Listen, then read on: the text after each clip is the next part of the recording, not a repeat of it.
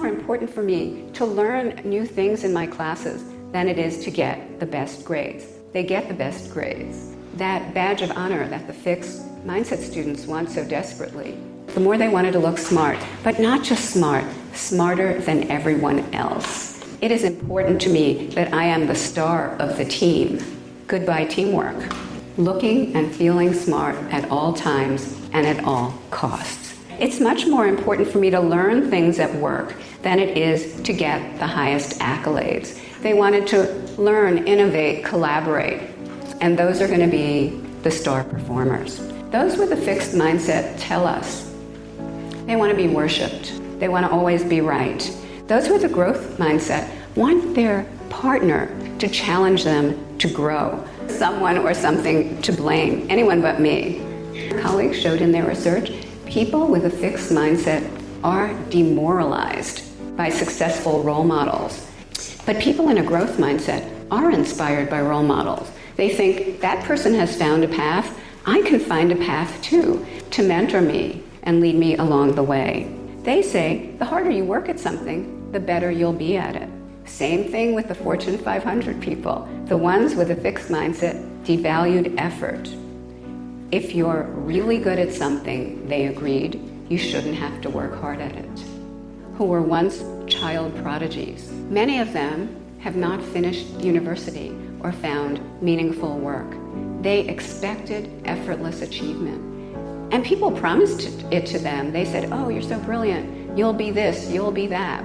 So they sat there and waited for that to happen. But guess what? It doesn't work that way. You actually have to do something. Being talented became equated with not having to work hard like other people.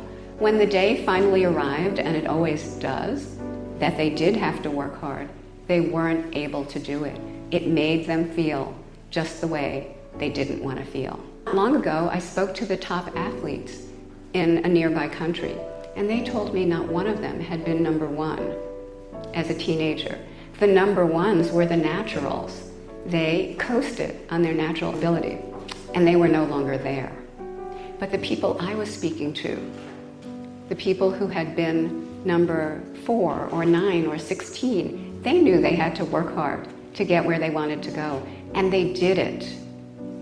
They were now the people going to the Olympics and the World Championships. Duck syndrome. What is duck syndrome? Well, you know how ducks appear to glide along the water effortlessly, but they're paddling madly underneath?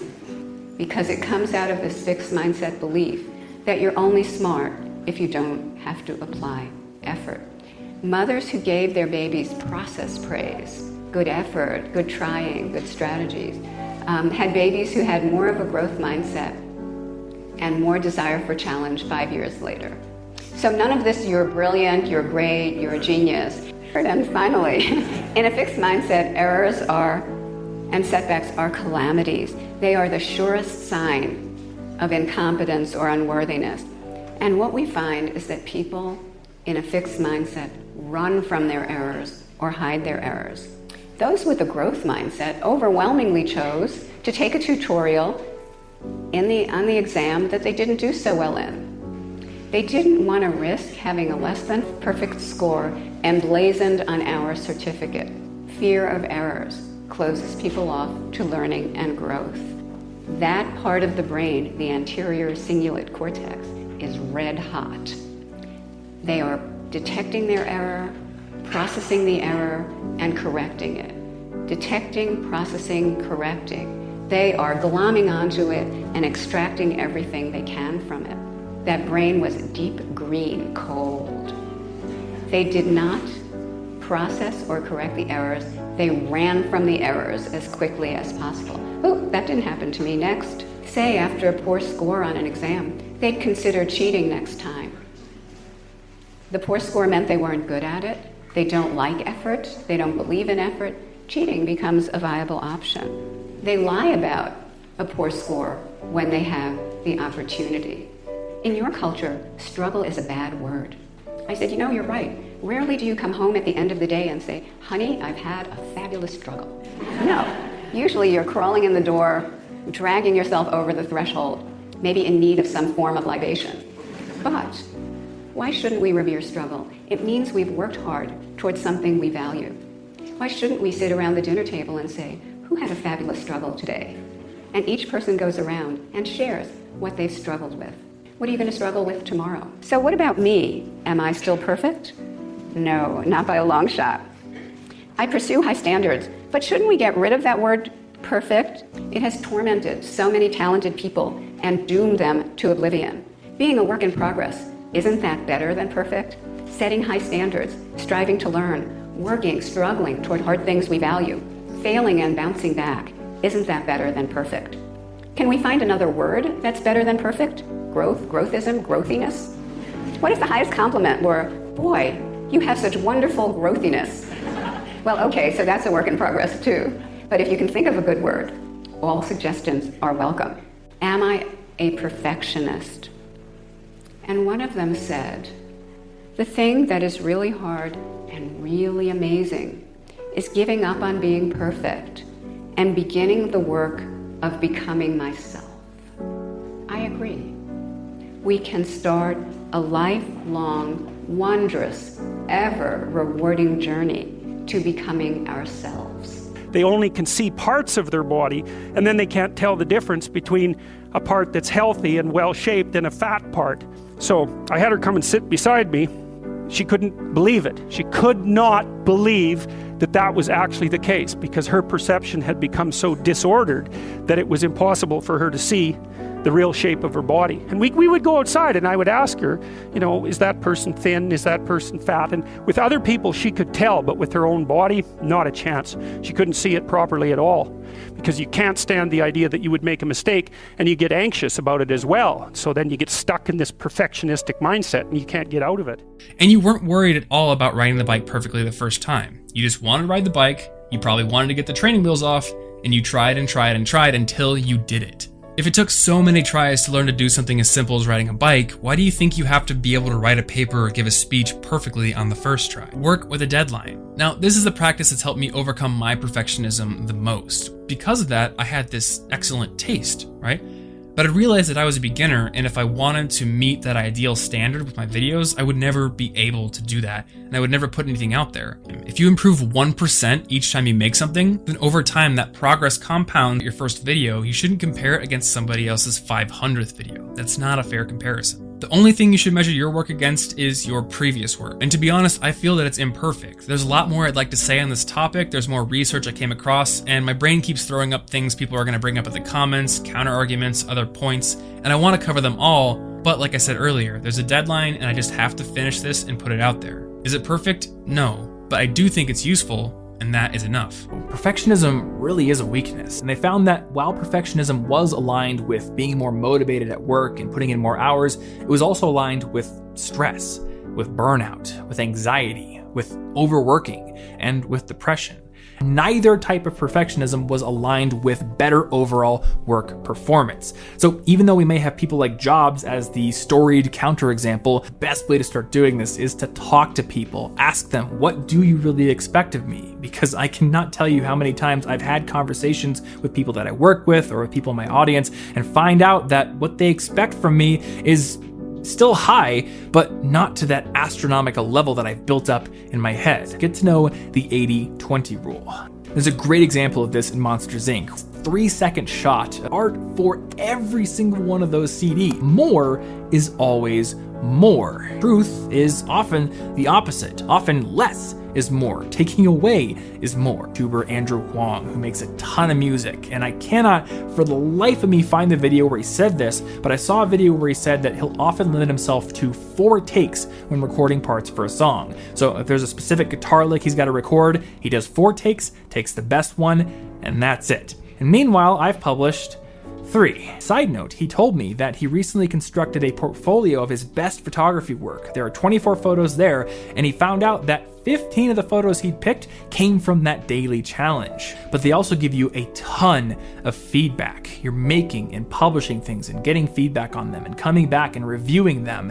Perfectionists don't get a ton of feedback. Each time that you act in an imperfect way, you're going to prove to your brain that imperfection is not the disaster that it thought it would be. They were willing to let go of who they thought they should be in order to be who they were, which is you have to absolutely do that for connection. That what made them vulnerable made them beautiful. They didn't talk about vulnerability being comfortable, nor did they really talk about it being excruciating, as I had heard earlier in the shame interviewing. They just talked about it being necessary. It's about the willingness to say, I love you first. The willing to invest in a relationship that may or may not work out. They thought this was fundamental. And think to myself, I'm gonna go in there and kick some ass when I'm bulletproof and when I'm perfect. And that is seductive. But the truth is, that never happens. And even if you got as perfect as you could and as bulletproof as you could possibly muster, when you got in there, that's not what we want to see. We want to be with you and across from you. And we just want for ourselves and for the people we care about and the people we work with to dare greatly. Vulnerability is the core of all emotions and feelings. To feel is to be vulnerable, is to walk away from the very thing that gives purpose and meaning to living. Sharing an unpopular opinion, standing up for myself, asking for help, saying no, starting my own business, saying I love you first, and not knowing if I'm going to be loved back, presenting my product to the world and getting no response. Do these sound like weaknesses? Vulnerability sounds like truth and feels like courage. The definition includes capable of being wounded and open to attack or damage. Merriam-Webster defines weakness as the inability to withstand attack or wounding. I desperately wanted to see a talk that I could copy or use as a template, but the talks that resonated the most strongly with me didn't follow a format. They were just genuine. This meant that I'd have to be me. I'd have to be vulnerable and open. I'd need to walk away from my script and look people in the eye. And oh my God, I hate naked. How many of you struggle to be vulnerable because you think of vulnerability as weakness? Hands shot up across the room. Then I asked, when you watched people on this stage being vulnerable, how many of you thought of it as courageous? Again, hands shot up across the room. We love to see raw truth and openness in other people, but we're afraid to let them see it in us. We're afraid that our truth isn't enough, and that what we have to offer isn't enough without the bells and whistles, without editing and impressing. I was afraid to walk on that stage and show the audience my kitchen table self. These people were too important, too successful, too famous. My kitchen table self is too messy, too imperfect, and too unpredictable. I want to experience your vulnerability, but I don't want to be vulnerable. Vulnerability is courage in you and an inadequacy in me. I'm drawn to your vulnerability, but repelled by mine. I thought about a paperweight on my desk that reads, "What would you attempt to do if you knew you could not fail?" I pushed that question out of my head to make room for a new question. What's worth doing, even if I fail? Was the risk worth it? Absolutely. I'm passionate about my work, and I believe in what I've learned from my research participants. I believe honest conversations about vulnerability and shame can change the world.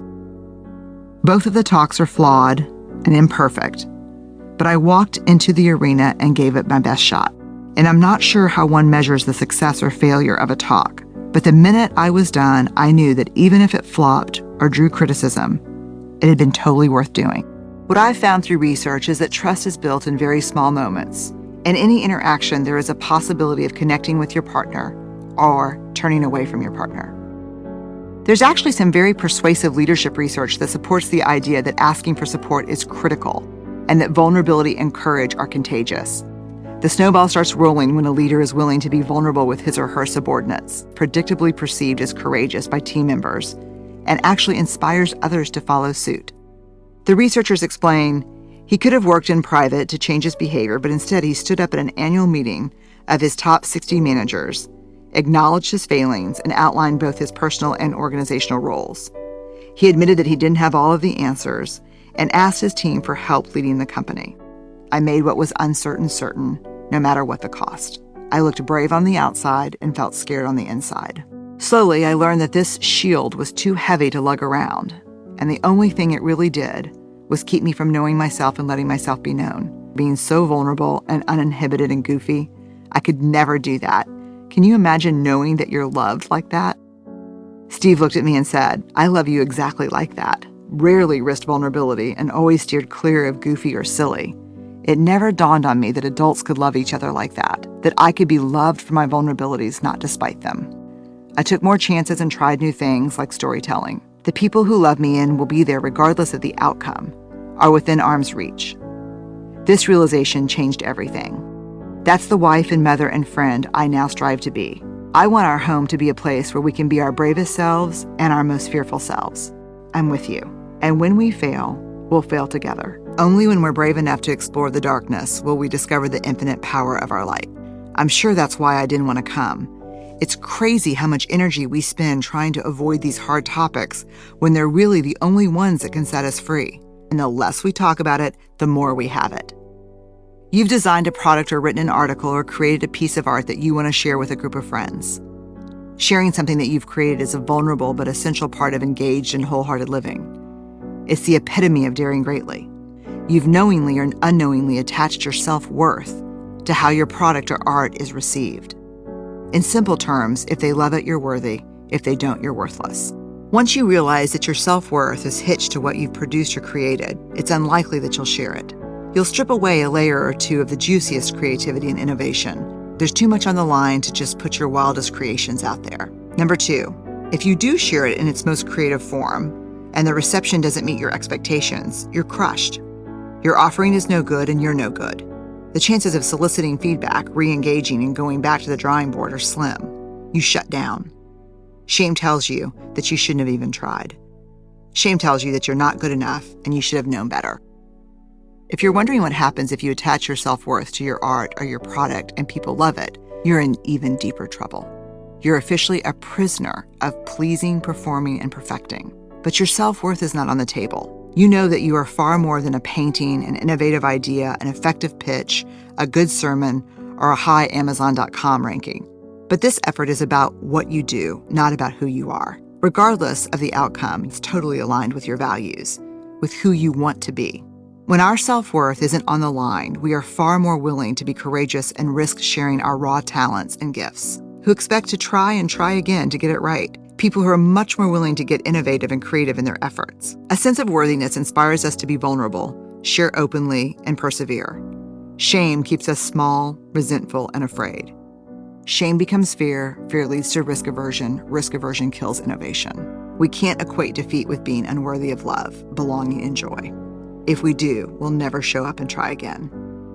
Shame hangs out in the parking lot of the arena, waiting for us to come out defeated and determined to never take risks. It laughs and says, "I told you that was a mistake.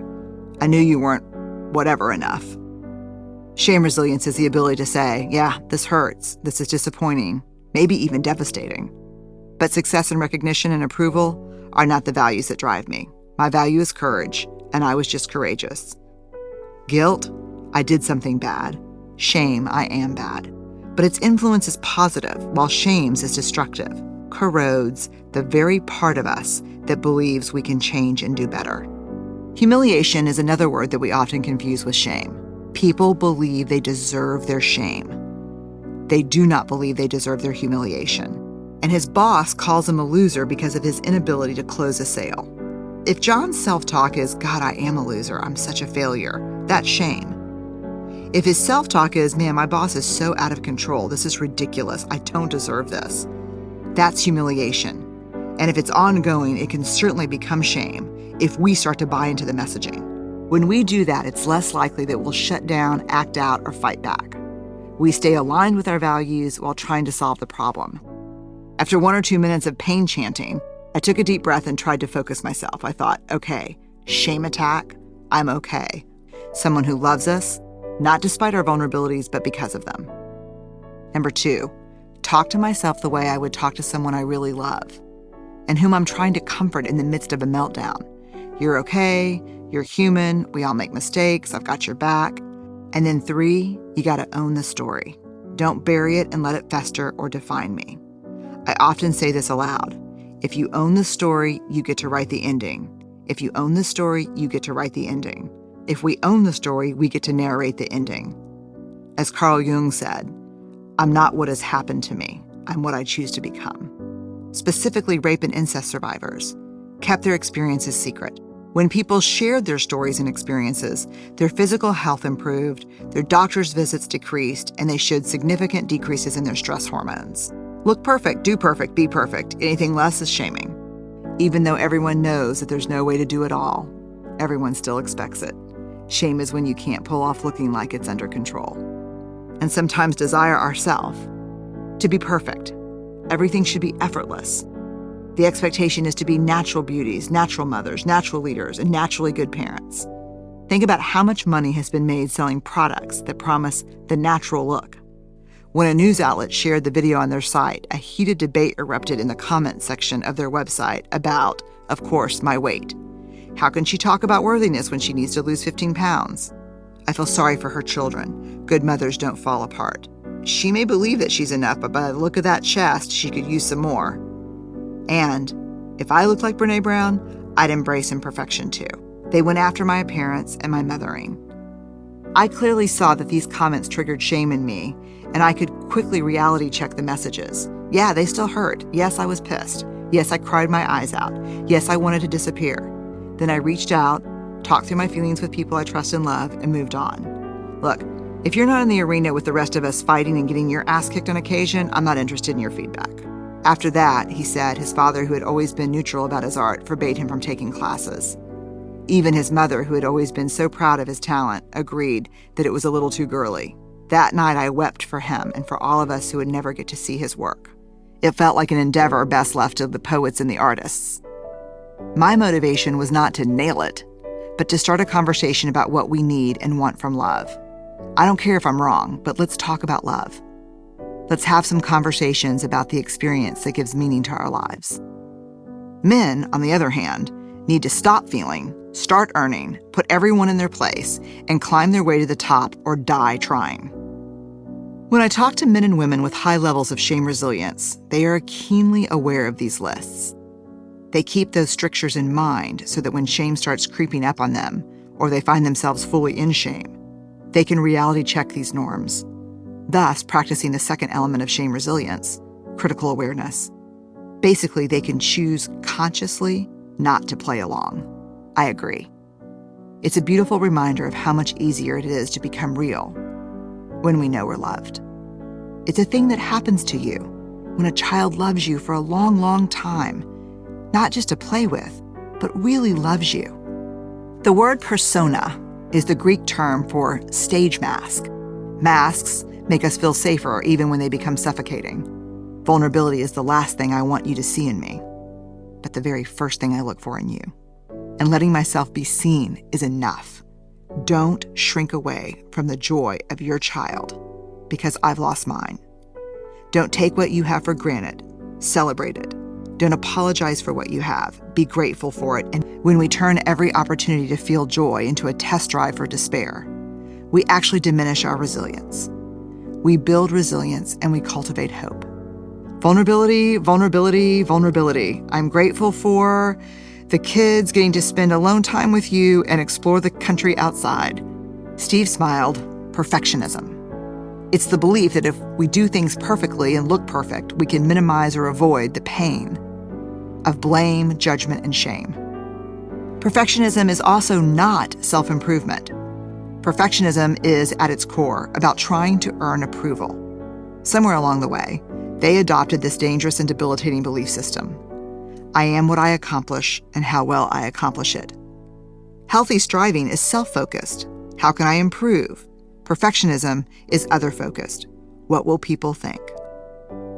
Perfectionism is self-destructive simply because perfection doesn't exist. It's not attainable.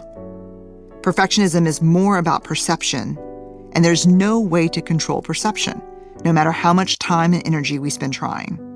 Rather than questioning the faulty logic of perfectionism, we become even more entrenched in our quest to look and do everything perfect. Appreciate the beauty of cracks. Perfectionism is exhausting because hustling is exhausting. It's a never-ending performance. She goes on, a 20-minute walk that I do is better than a 4-mile run that I don't do. The imperfect book that gets published is better than the perfect book that never leaves my computer. The dinner party of takeout Chinese food is better than the elegant dinner that I never host. To manage my perfectionism, I give myself tons of permission to do things that are good enough And if it's good enough, it gets my stamp of approval. Quick and dirty wins the race. All the rest of this stuff that isn't perfectible, that doesn't seem to fit anywhere else, will just have to be piled into this last, rather large, tattered box. Let's label the box art. I think the dilemma exists because art most closely resembles what it's like to be human, to be alive. It is our nature to be imperfect, to have uncategorized feelings and emotions, to make or do things that don't sometimes necessarily make sense. Art is all just perfectly imperfect. It thankfully releases us from any expectation of perfection, and people seem to understand and let you off the hook about being perfect and go back to their business. I share a lot of myself in my work, and I certainly haven't cultivated trusting relationships with all of you. It's an important question, and the answer is that I don't tell stories or share vulnerabilities with the public until I've worked through them with the people I love, fresh wounds. I did that once or twice early in my career, and it was pretty terrible. Zigzagging, or serpentining, is the perfect metaphor for how we spend enormous energy trying to dodge vulnerability when it would take far less effort to face it straight on, to walk right toward it. I'll try to script both sides of it. I'll convince myself that I should wait. I'll draft an email while telling myself that it's better in writing. Then I'll think of a million other things to do. I'll emotionally run back and forth in a zigzag motion until I'm absolutely exhausted. When I catch myself trying to zigzag my way out of vulnerability, it helps to think about that alligator. When we stop caring about what people think, we lose our capacity for connection. When we become defined by what people think, we lose our willingness to be vulnerable. If we dismiss all of the criticism, we lose out on important feedback. But if we subject ourselves to the hatefulness, our spirits get crushed. It's a tightrope. Shame resilience is the balancing bar, and the safety net below is one or two people in our lives who can help us reality check the criticism and cynicism. I carry a small sheet of paper in my wallet that has written on it the names of people whose opinions of me matter. You have to know that I'm trying to be wholehearted,